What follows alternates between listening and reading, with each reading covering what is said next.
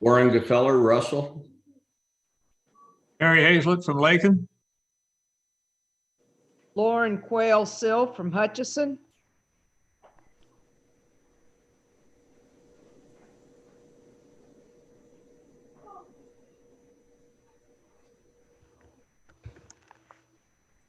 Sheila, where are you from? Well, I don't know. I'm lost. Sheila Chemis, Office of Board at Pratt. I'm Brad Lovelace. I'm secretary, and I reside in Topeka. Mike Miller, Assistant Secretary in Pratt. Chris Tymason, Legal Counsel. Okay. This time, I would like to welcome and encourage any public comment on non-agenda items. Does anybody have anything they'd like to comment on?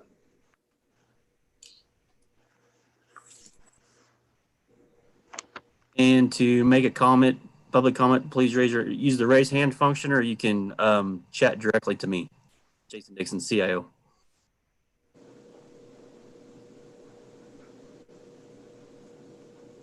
Do you have anybody, Jason?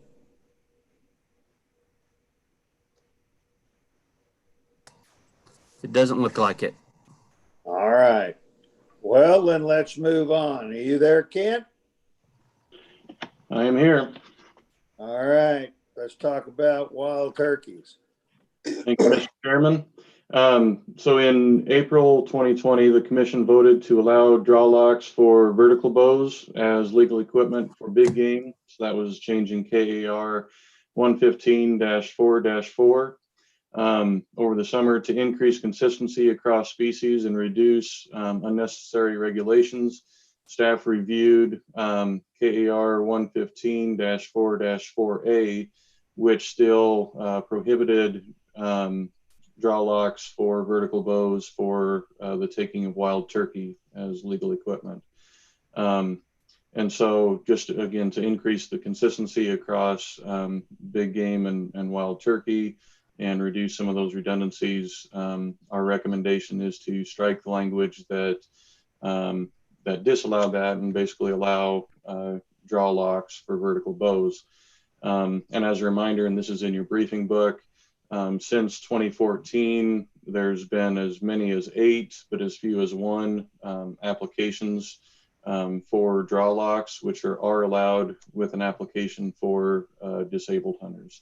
And so what we're trying to do here is simply reduce language that would allow draw locks within 115-4-4A. And then with that, if that's accepted and approved, then we would not need KER 115-18-7, which basically outlines the process for disabled hunters to apply for those lock draw permits. So with that, I'd be happy to answer any questions or provide any additional information before you take this under consideration. Does anybody have any questions for Kent? Any questions, comments from the public? Well, I'd like a motion that we approve this. I move. Commissioner Gefeller. Commissioner Sill, I'll second. It's been moved and seconded that we approve 115-4-4A. Is there any discussion from either the commission or the public?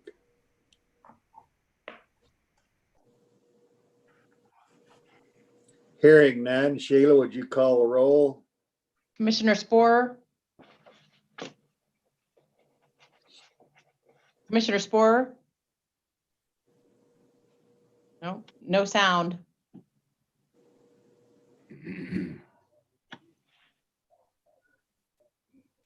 No. I see four. Okay. Maybe a thumbs up or down. Thumbs okay. up. Commissioner Sill? Yes. Commissioner Ryder? Yes. Commissioner Hazlett? Yes. Commissioner Gefeller, Yes. Commissioner Cross, Yes. Commissioner Lauber. Yes. Pass 7-0. All right, now at this point, based on that, we need to revoke KAR 115-18-7. I'd like to have a motion that we revoke that since it's no longer necessary. So Representative Hazlett, I would make that motion. Commissioner Ryder, second.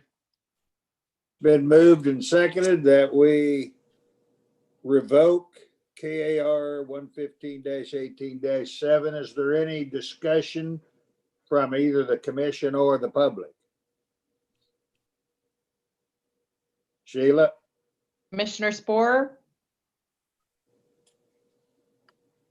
Commissioner Sill, yes, Commissioner Ryder, Yes. Commissioner Hazlett, Yes. Commissioner Gefeller, Yes. Commissioner Cross, Yes. Commissioner Lauber. Yes. Pass 7-0. All right. Thank you, Kent. Thank you. Next up is Doug Nygren. This is Doug Nygren, Fisheries Division Director, and tonight we're going to be discussing the first one, be 115-25-14.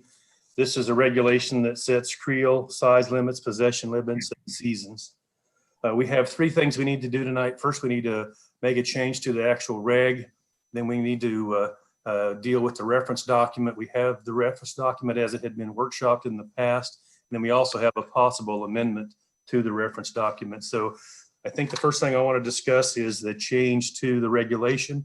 It's on page 4 of the regulation in the briefing book, but it's simply changing the table for the creel limit for trout under the statewide regs from an option of 5 and 2 to only 5, removing the 2. And that'll be a part of a vote we'll take later having to do with a youth trout permit that will be in effect. Currently, children under 16 without a trout permit can have 2 trout in their creel. And we're heading towards a regulation change, I think later on, depending on how the vote goes, that would change that to requiring all children to have a trout permit, and therefore they would be entitled to 5 trout per day if they have for any children that are fishing designated waters under 16.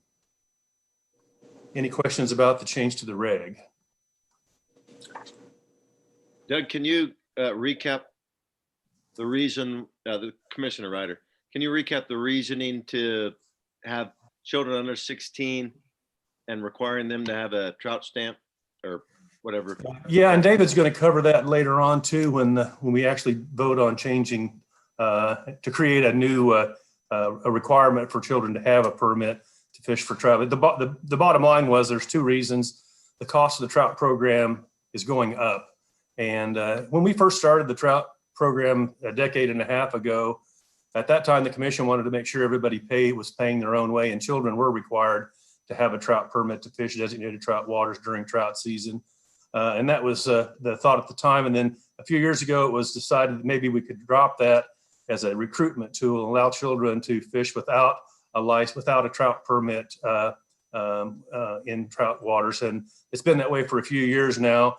The other reason that we want to make the change back to requiring the trout permit is it's going to be an inexpensive permit, but it will be enough that we can count those children's purchase for federal aid certification. And the new rules that we have in place now will allow us to capture additional federal aid certification by selling kids under 16 a trout stamp or a trout permit.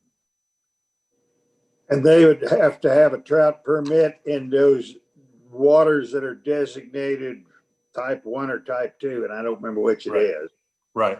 For both of them, it would be whether they're fishing and possessing, or they're just simply there. If you're fishing in a water that is I think it's a type 1. If you're fishing there, you have to have a trout permit. A type 2, I believe, is only if you want to actually harvest the trout. So, so I think that's what we've got going here now is just a situation where we can take advantage of the new certification rules, as well as generate a little bit more revenue. These trout have become pretty expensive. It's an expensive program, but it's a very popular program. And the state permit helps offset the cost of the purchase, and also we use that as the match for the federal aid grant that we have. Do we pay for the trout by the head or by the pound? It's basically, it's by the number, but a certain percentage of the trout have to be over 14 inches. So we're not just stocking all the same size. So it's all done through commercial purchases for vendors in Colorado and Missouri that provide our trout. We do have some trout on hand periodically at our hatcheries as a backup supply. Mead Hatchery will have trout as a backup, and sometimes those have come from other states. And sometimes they're just, we bring in commercial fish and hold them on hand. We had a bad situation one winter where we had a provider that lost all of their fish, and all of a sudden it was trout season and we didn't have any trout and we had to scramble. So we've got the hatchery at Milford and the hatchery at Mead that are holding backup fish there that will get us through a crunch if one of the suppliers can't meet their commitment.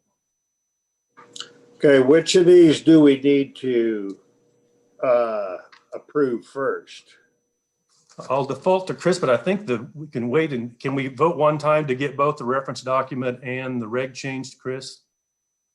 And we have to have a motion and a second to bring the regulation before the commission, and then a motion and a second to adopt the regulation, to adopt the change, the amendment.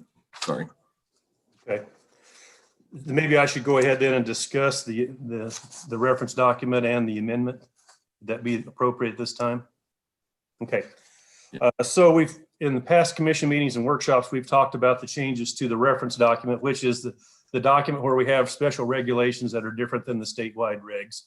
And I went through this several times, and I won't go through the entire list, but just to sort of recap some of the ones that I think are more high profile, it includes a reduction in crappie to 20 a day, a creel limit on crappie at Canopolis.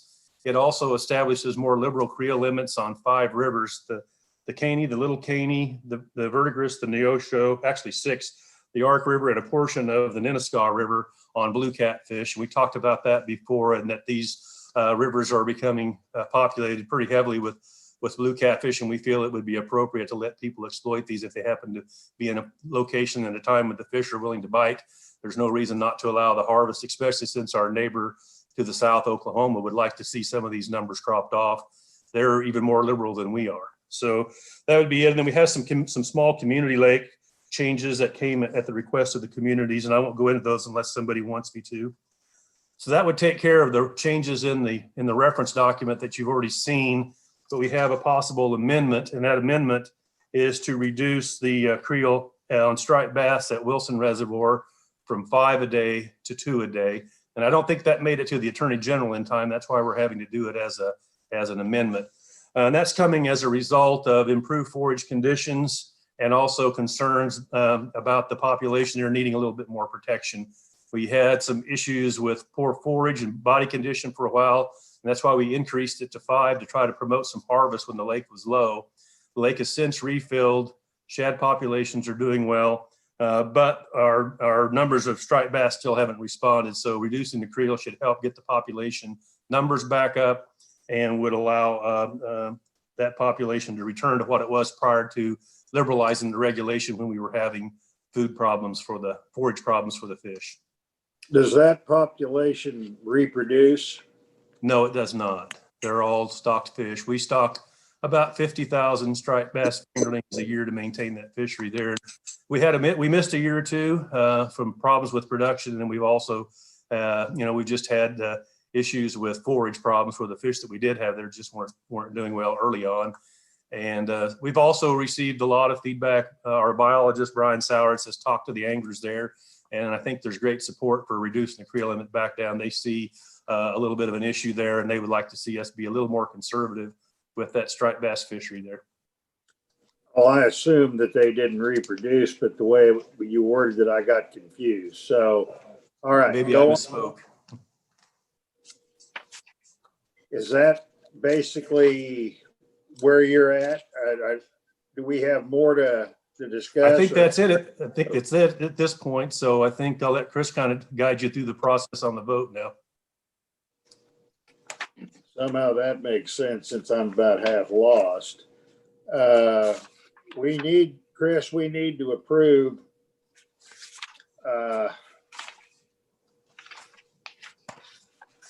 we need to approve 115-25-14. That's correct, but you need to have a motion and a second to bring the regulation up before And the then we commission. go with the amendment. And then we'll have a motion and a second for the amendment. And the amendment is a technical amendment. It's just adopting a newer version of the reference document, which details the change that Doug has on the striped bass. Okay, so I need a motion that we bring KAR 115-25-14 forward for consideration. This is Commissioner Hazlett. I would make said motion. This is Commissioner Cross. I'll second that. Okay, it's been moved and seconded that we bring this forward for consideration. I would like somebody now to move that we have an amendment. Also move. This Commissioner Sill. Second, Commissioner Gaffeller. All right, so we need to vote now on the amendment that has been attached, and the amendment is where we reduce the number back down to from 5 to 2. 5 to 2. Mhm. And basically, the document shows a date change, I think is it, isn't it? The regulation technically only shows the date change. The reference document adds in that language that All Doug right. talked about. And we need to So do public comment, Mr. Chairman. it's been moved and seconded that we have the amendment to KAR 115-25-14. Is there any discussion on the amendment from either the public or from the commission? This is Commissioner Spore. Yep. What's the cost of the youth trout permit? Hang on a minute. I've got it here in the back here. You remember what it was, Chris? 7 proposing to I go think it's $450 without fees. $450, discounted from the regular price, yeah. Anything over $3 we get to count for federal aid, I believe is the way it works now. Thank you. Any more discussion or question? All right, Commissioner Ryder, Doug, do you anticipate the fee on the youth to have what type of impact do you expect it to have? Or do you have any idea of what it could do? We know what we were selling back before we had allowed them to keep 2 without a trout stamp at all. It was not that many. We only sell about 12 to 13,000 trout permits statewide annually, so it's not a huge number. And only a portion of those being under 16. So we're looking at, and David will get into that in his presentation later. He has some numbers for you, but it won't be a big number. Won't be a big number. We didn't sell that many back in the day when they were required, and I don't anticipate that would really change much. Any more discussion on the amendment? When Sheila call the roll. Commissioner Spore, Yes. Commissioner Sill, Yes. Commissioner Ryder, Yes. Commissioner Hazlett, Yes. Commissioner Gaffeller, Yes. Commissioner Cross, Yes. Commissioner Lauber. Yes.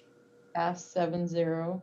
Okay, the amendment has been approved, so now we need to revert back to the original 115-25-14.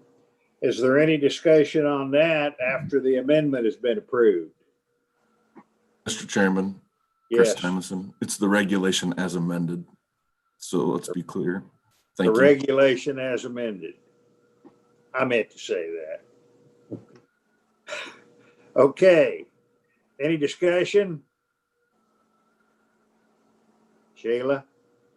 Commissioner Spore, Yes. Commissioner Sill, Yes. Commissioner Ryder, Yes. Commissioner Hazlet, Yes. Commissioner Gaffeller, Yes. Commissioner Cross, Yes. Commissioner Lauber. Yes. Pass 7-0. Okay, is that all you have, Doug? I think so. I think Chris Steffen's going to take the next ones. All right. Chris, you're up. Yeah, this is Chris Steffen, ANS coordinator. The first one I'll be presenting is KAR 115.710. This regulation establishes special provisions for fishing. The proposed changes would update the reference document in relation to the designated ANS water. So just adding the waters that in the past year we've found zebra mussels or white perch. And then there is also an amendment for a water that we found in October, so that that would be included with this as well.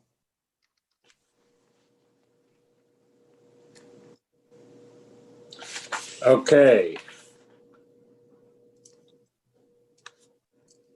I'd like a motion that we approve 115-7-10.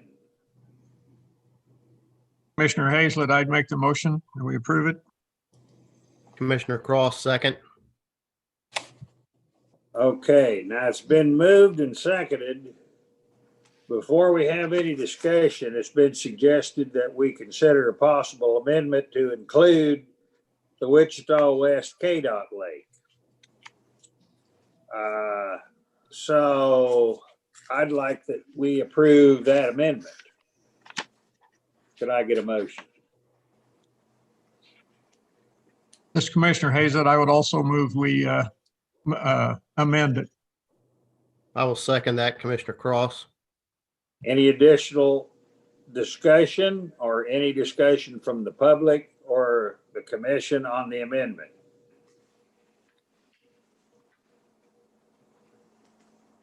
Sheila? Commissioner Spore, Yes. Commissioner Sill, Yes. Commissioner Ryder, Yes. Commissioner Hazlet, Yes. Commissioner Gaffeller, Yes. Commissioner Cross, Yes. Commissioner Lauber. Yes. 7-0.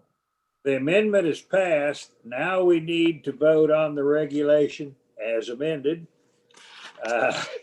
So is there discussion on 115-7-10?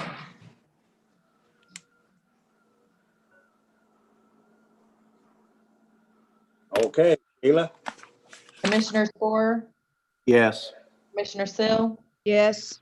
Commissioner Ryder, Yes. Commissioner Hazlet, Yes. Commissioner Gaffeller, Yes. Commissioner Cross, Yes.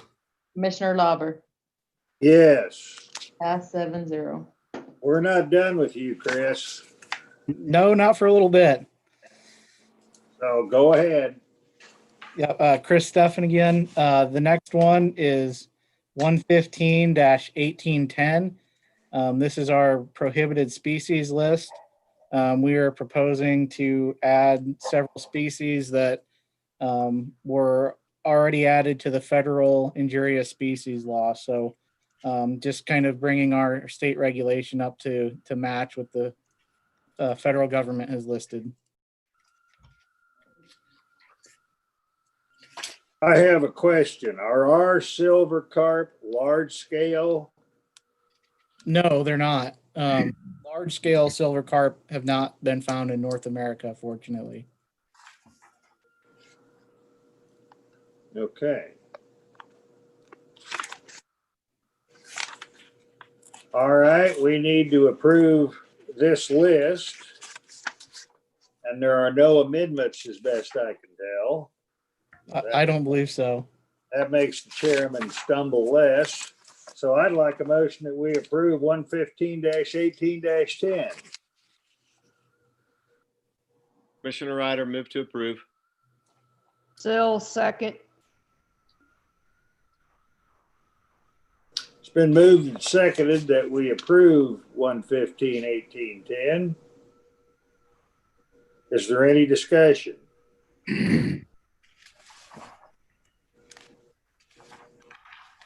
What is a crucian carp? It's another, it looks very similar to our common carp. They don't get as large. Somewhere between a common carp and a goldfish, if you just kind of glance. There's been a few found in North America now, due to that difficulty to ID them. And so this is just kind of another one of those nasty fish that takes up space and muddies the water. Will they interbreed with our carp, or are they that much different?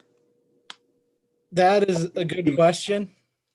That is a good question, and I'm not sure the science is definitive on that at the moment.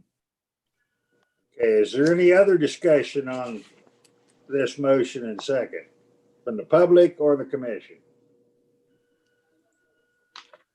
Sheila?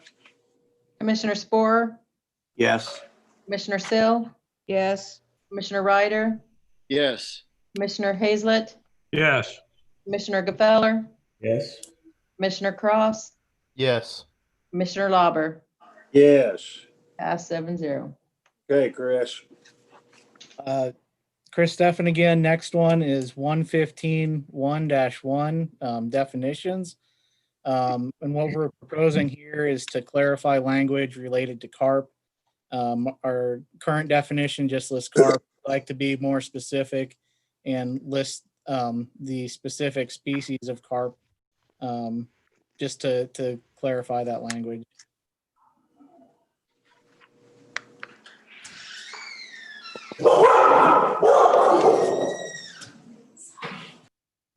Okay. Can I have a motion that we approve this?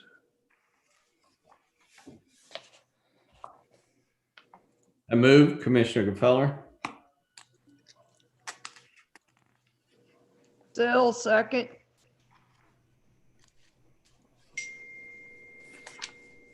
Okay, it's been moved and seconded. Is there any discussion from either the commission or the public?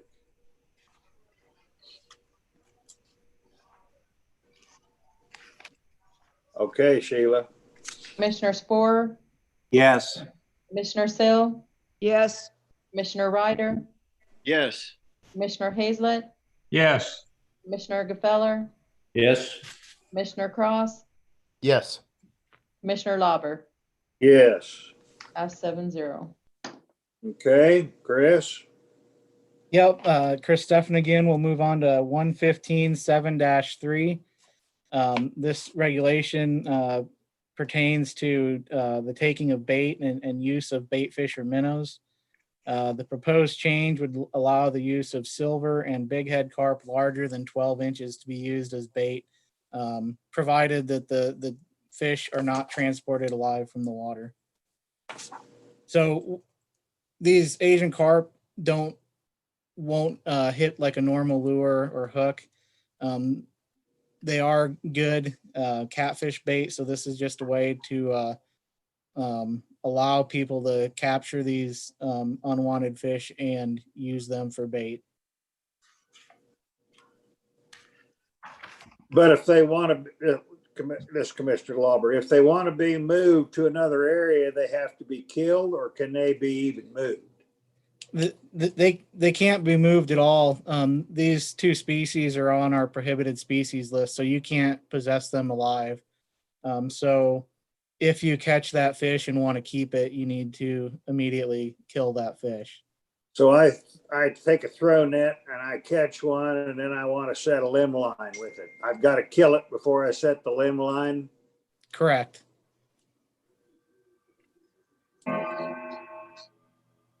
Okay. I get it.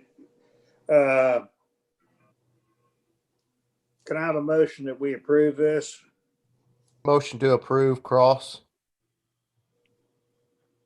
I'll second that. This is Hazlet.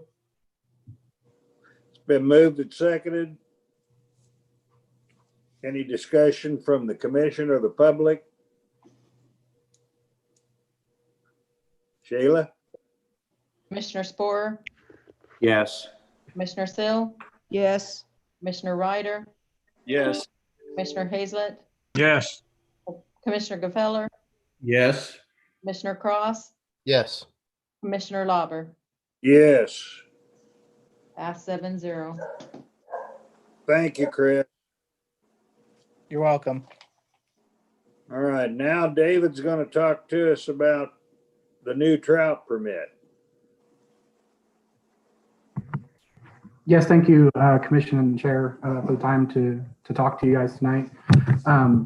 We do have the trout permit that Doug covered earlier, where we removed the, it's 115, excuse me,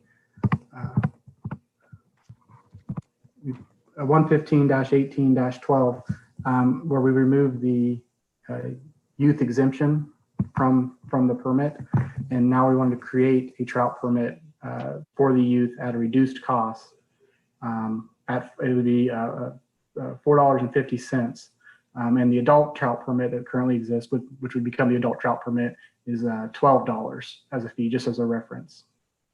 And this would be a permit that would follow the same requirements for a season and as it relates to type 1 and type 2 waters. Type 1 waters means you got to have a trout permit whether you fish for no matter what you're fishing for. Correct. Type 2 waters, you can harvest other species without a trout permit. Correct. Kids don't have to have a trout permit in type 2 waters, but they will now in type 1 waters. They would have to have one at the type 2 waters if they were to possess trout as well. Or fish for or attempt to possess. Yeah, fish for, yes, correct.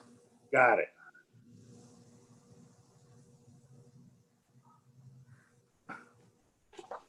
And if the price is, what'd you say, $4, $4.50? The fee, the fee is $4.50, and so the current with the current vendor fee that we have, it would be $7 total. All right. Always remember the vendor fee. Can I have a motion that we approve this? I would make a motion to approve it. This is Hazlet. Cross will second. Been moved and second that we approve 115-2-1. Is there any discussion from the public? Any discussion from the commission?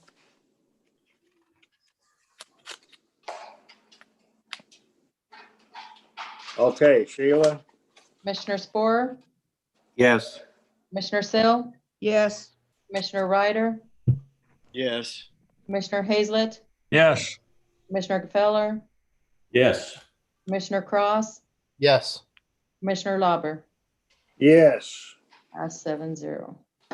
Okay, David, you got another one. Yes, so this one involves the fees for the short-term fishing licenses for residents and non-residents. Currently, the price for a resident one-day fee is $6, and we wanted to change that to $3.50, and this would plus the vendor fee. And the non-resident one-day license is $12 plus fee, and we want to change that to $7.50. Now to again be plus fee, and the reason we're doing this is because again, we get to count certifications for licensed anglers when they purchased these individuals purchased these licenses, and we were selling around 60,000 at one point before the fee increase in 2016, and now we're selling around 35,000. So we're reducing this in order to try to get those numbers back up and increase our certification number.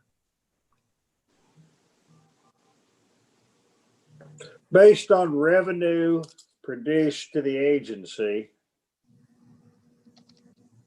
and as compared to government matching or government assistance through Dingle Johnson, Pittman Robinson, this case be Dingle Johnson, is the best for us to sell more one-day permits?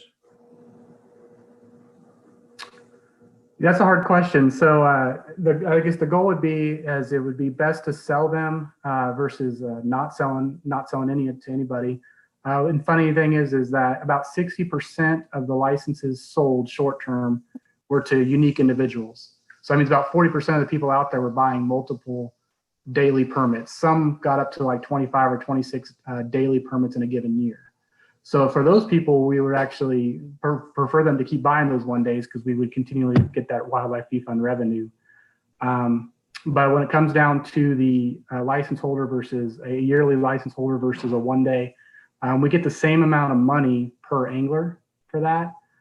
So it'd really just be some sort of calculation and how we feel about it. Revenue wise, it'd be the same. So we've had one individual that's bought 26 individual day permits. Yeah, I think we actually had one that bought 50 at one time when it was cheaper. So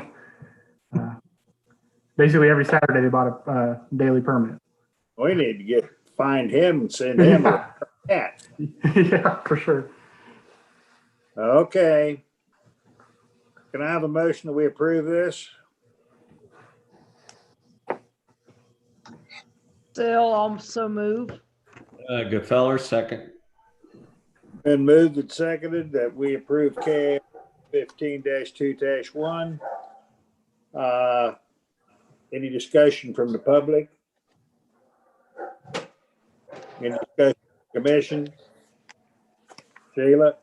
Commissioner Spore, Yes. Commissioner Sill, Yes. Commissioner Ryder, Yes. Commissioner Hazlett, Yes. Commissioner Gefeller, Yes. Commissioner Cross, Yes. Commissioner Lauber. Yes. That's 7-0. Okay, Stuart, I think you're up next. Yes, sir. Good evening, Mr. Chairman and Commissioners. Stuart Schrog, Director of Public Lands out of Pratt. So for the past 10 to 13 years, Public Lands Division has been operating and maintaining rental cabins at Atchison State Fishing Lake, Ottawa State Fishing Lake, McPherson State Fishing Lake, Kingman State Fishing Lake, and Mineland Wildlife Area. A couple of years ago, we made the decision, the 2 cabins at Kingman State Fishing Lake, we shut those down to rentals due to the fact that annual expenses were far exceeding annual revenue, and also annual occupancy rates were very low. So those were closed to rental cabins, and we relocated those to different properties where they were utilized as office space for staff, and that was a successful endeavor as it saved us hundreds of thousands of dollars in constructing new office buildings. We're faced with the same dilemma at Ottawa State Fishing Lake and McPherson State Fishing Lake with those rental cabins there. Annual expenses are exceeding annual revenue, and occupancy is very low. So we have since closed those 2 cabins for rentals. And again, they will be relocated to a couple different properties to be utilized as office space for staff. So that leaves us with the 1 cabin at Atchison State Fishing Lake and 2 down at Mineland Wildlife Area. As I said, these cabins are 10 to 13 years old. Since inception, the rental rate has been $70 a night. We have not changed that. Over the 10 to 13 years, they're deteriorating, in need of repairs and upgrades and upkeep. And again, the $70 a night is not helping us with expenses exceeding revenue. While occupancy is better at those 2 locations, we're just not keeping up with revenue's not keeping up with expenses. So for that reason, we're recommending and requesting that we increase the nightly rental rate at those 2 locations from $70 to $105 a night. And with that, I'd turn it back over to you, Mr. Chairman, for any questions. Are there any questions for Stuart on this?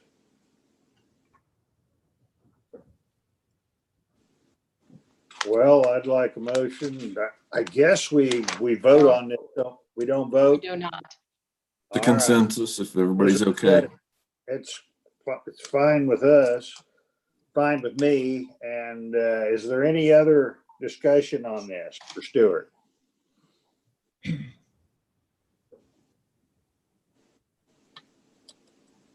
Okay, thank you, Stuart. Thank you. Linda? Good evening, Mr. Chair. Linda Lanterman, Director of Kansas State Parks, and hello to the commission and those visiting and watching online. I am just presenting secretary orders tonight for our free Kansas State Parks Days in 2021. And we are presenting the free fishing days, which is the normal weekend of June 5th and June 6th. And each state park will have 3 opportunities for individuals to come to a state park for free. That is all I have. 2021. All right. Well, thank you very much. Everybody can kind of look and see what days work there. Okay. I think, any questions for Linda? All right. Well, thank you very much. Thank you. Brad, do you have something you want to discuss? Mr. Chair, thanks for a minute. I have an important announcement about our staffing. We've had the pleasure of working with Jason Ott as Colonel of our Law Enforcement Division for almost 3 years. Jason has accepted another job out of state. And so we are really appreciative of all the good work that Jason has done for us. And we wish him well in his new pursuits. But that leaves a hole to fill. He's done a really good job. And we just want to make sure everybody knows he'll be with us a little while longer, but not too much longer. So please join me in congratulating Jason and thanking him for his great service for Kansas. Okay, thank you. And thank you, Colonel Ott. Anybody have any questions or comments? I know we'll all hate to see him go. Okay, is there any other business we need to discuss? Chairman Chris Tymason. Yes. I believe we should go over the future meetings, and if we need to set one for June, I can't remember. And I think that there should be discussion warranted on the next meeting for sure, whether it's virtual or not. I see, well, first of all, I don't know about June, but I don't see an in-person meeting in January yet. While I wish that were the case, I think we're still going to have to stay hunkered down for a while. I just don't see it changing any. And I'd like to think by June, we'd be able to do something. But I think the next meeting we need to have by Zoom again. As you can tell, this works better and better every time we have a meeting. So I don't think that the public and our constituents are missing out on anything. There's a certain value of having a live meeting. And I think that's still the preferred way to do it. But I don't think we can take a chance on doing anything differently. And we want to respect the governor's recommendations as well. So having said that, unless somebody disagrees, I'm going to say January's meeting is going to be remote again. All right. Now, as far as June, we can kind of see there was a suggestion that we have it out west. We don't know what Gary's plans are going to be. So I don't know whether we want to do that or do that at a subsequent time.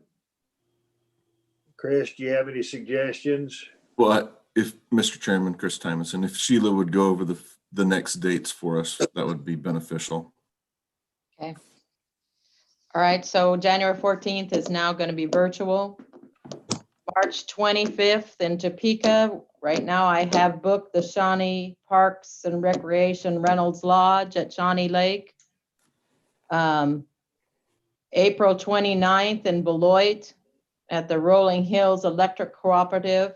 And that is a plan also for the tour of Ringneck Ranch with that one.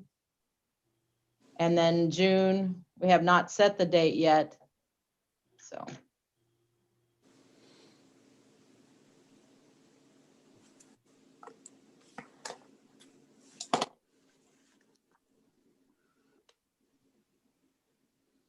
We usually do the third week generally.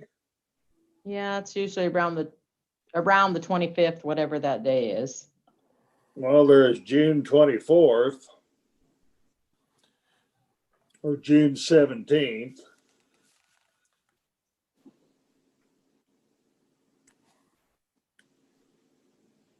Mr. Secretary, you have a preference? Yeah, thank you for asking. I know we potentially have a Midwest meeting toward the end of the month, so toward the middle, the 17th might be a little better as far as avoiding that if some of us have to participate in that Midwest.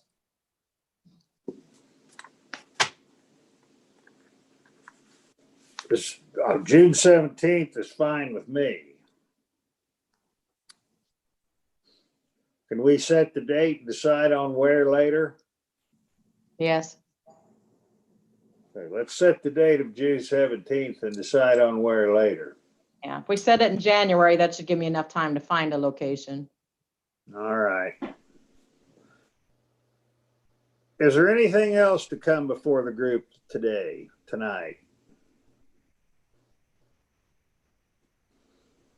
Well, thank you all for joining. Thank you all for your contribution. Have a good Thanksgiving. Be safe, wear your mask, and meeting adjourned. Happy Thanksgiving. Thank you all. Chairman.